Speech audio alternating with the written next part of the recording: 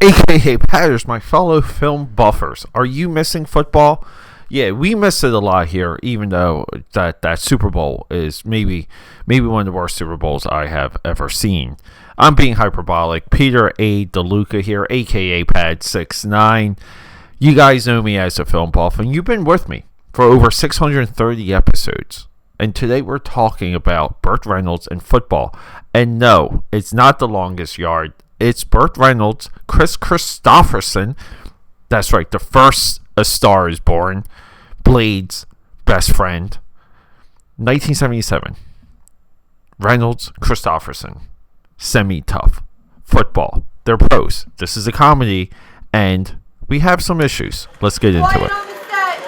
Camera speed, sound production, take one. Action! Welcome back, guys. I'm excited. Long pause, but we are getting there to 2 episodes a day, 8 a.m. and 8 p.m. Get ready. We're going to be doing the same on YouTube, where we are discussing almost everything. Film books, film news, film. Even now, I'm debating on doing a quick update episode on the Christian Bale, Jackie Gyllenhaal Frankenstein movie. They just dropped these images, and the internet is freaking out about it. So these are a lot of the things. We're going to be embarking on something I long didn't want to do, which is the hot culture. Like the hot take news culture of all of pop culture and entertainment is the worst. But what the heck, let's just do it for some views, and that's where I'm at. So we're in this long form study now, and I'm looking at the list of our director, Michael Ritchie. He's one of the greatest comedy directors of all time, but he also made Goldie Hawn's Wildcats, and I have to see that movie. Because we're kind of a little bit on a run here of comedy football movies. Where we're doing Semi-Tough here. Then we're going to be doing The Gridiron Gang. Then we're going to be doing Roughnecks with George Clooney. The Freshman. That's right. A silent movie. And I feel like I should throw Wildcats right in there. So some of these morning drops, hopefully, if I stay on target, as they say in Star Wars, will be this football theme that pretty much started during last year's NFL playoffs.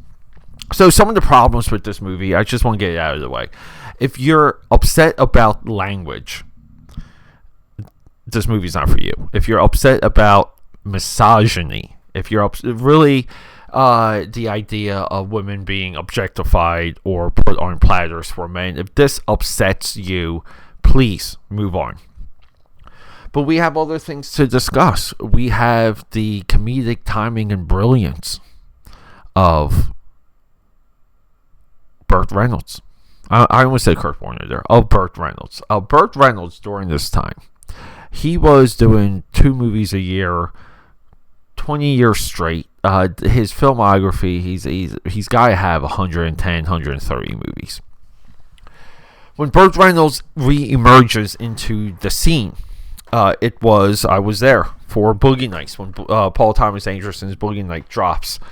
He's in a very much of a, like, I don't know how we want to describe Burt Reynolds' comedy style. It's a little bit deadpan. It's a little bit matter of fact, but he's always like, he's a little bit like Bugs Bunny. He's one step ahead. He's just, we see this also in The Gridiron Gang, where he's kind of like just one step ahead throughout all that movie. So we get Burt Reynolds. He is our Joe Namath. I really feel like a lot of football films at this time emulated Joe Namath, and we're kind of in this deconstruction point of view of Joe Namath now, where he's repeatedly on the overrated football or overrated Super Bowl winning football quarterback list. But Joe Namath's impact onto the sport is far greater than any game that he won. It's more great, the greatest ever, but it's more great because he won Super Bowl III. He beat the Colts with that famous prediction. Dan Jenkins he's the one that wrote the book that all this is based on. And Dane Jenkins is he has a history of football comedy books. This guy's filmography is as long as Michael Ritchie's and Burt Reynolds' filmography. And these are the films I really enjoy getting to know, because everyone connected has a laundry list. And holy crap, it's fantastic. I love delving into careers and, like, you're familiar with this, you're not familiar with that. I think it's a part of being a true film buff. But Dane Jenkins sets up a story that is really about two men navigating the NFL or navigating pro ball, and they're a little bit of a triangle.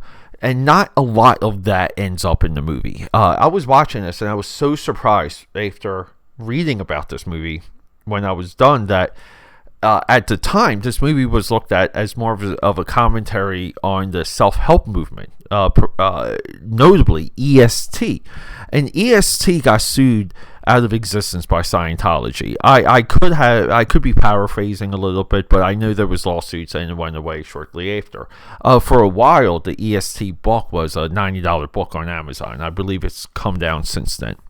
But anything connected to Scientology is a part of Hollywood lore from the late 60s on, because it's predominantly a East Coast phenom that has went into every single major city.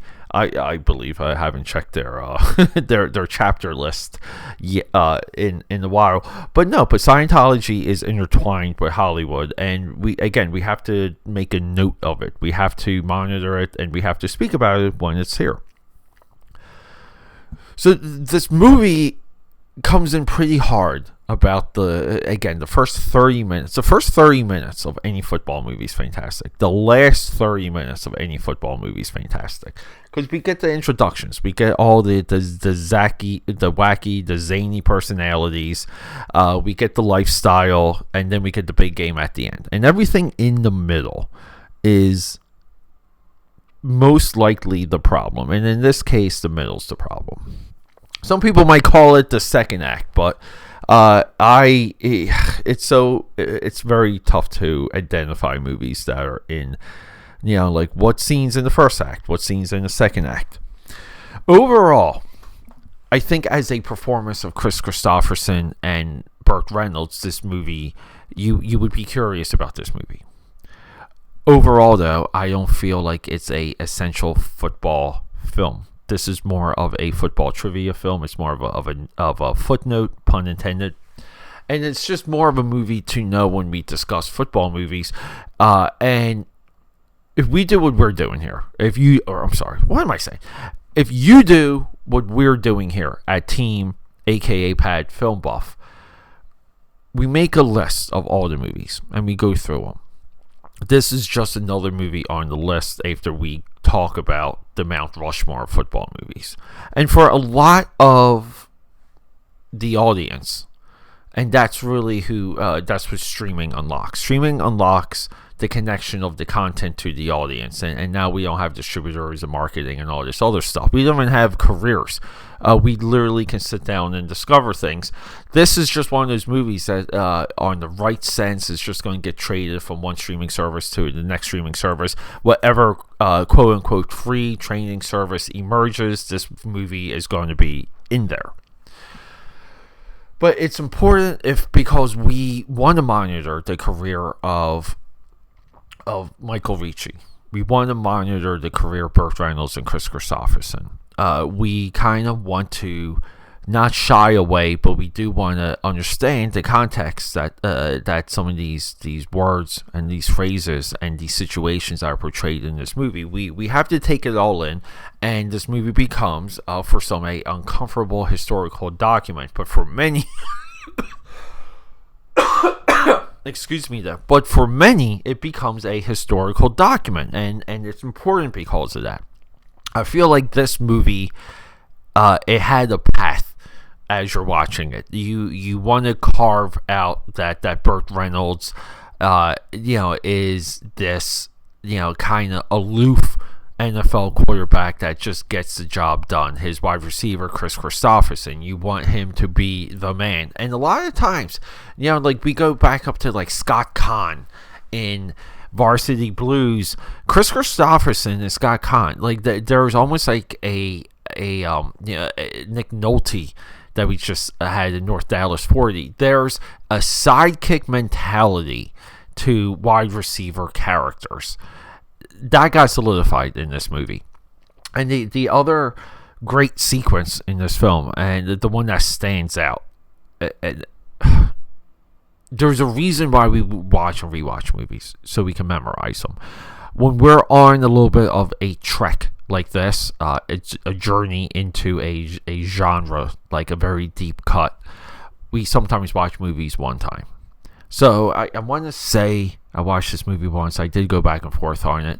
But there's this hilarious scene, my favorite scene, where Burt Reynolds, he's at a bar with his buds, with all the team. And he kind of goes through the bar, and there's no woman there until he gets up, and his girl, at this point taken by Kris Kristofferson, he gets a little ornery.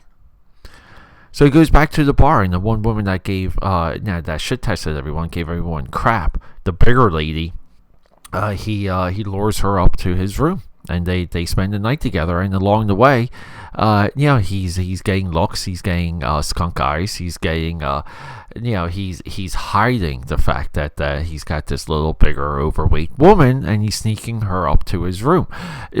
People today would label this fat shaming, scenes that would never occur right now.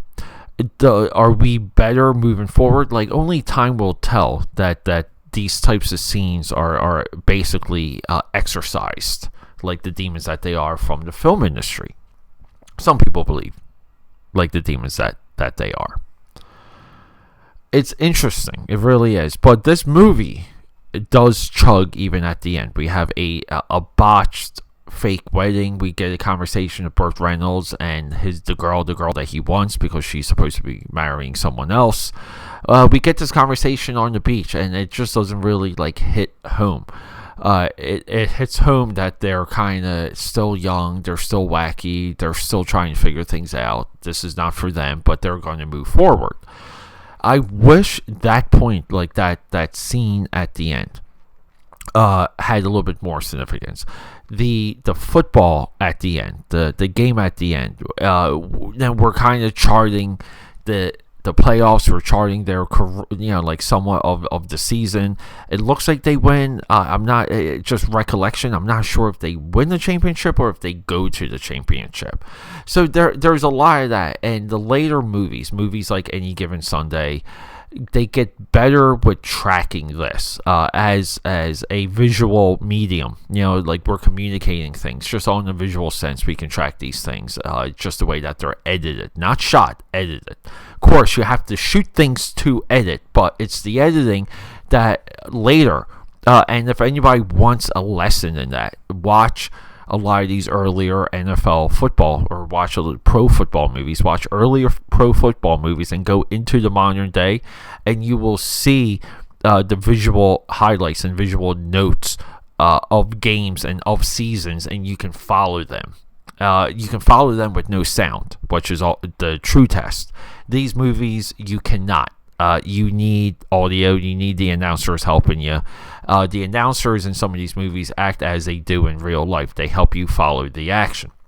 Later, the announcers in a lot of final game sequences or final moment sequences, they accentuate and they add to everything. And sometimes they act as a dramatic device or a comedic device. It's interesting, but they're not essential to following where we are in the season.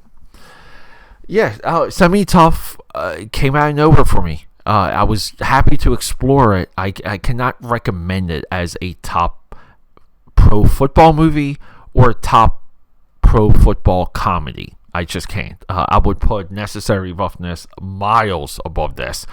And upcoming, I will put Roughnecks above this. But doing comedy and football is becoming quite difficult as we're moving through our films here.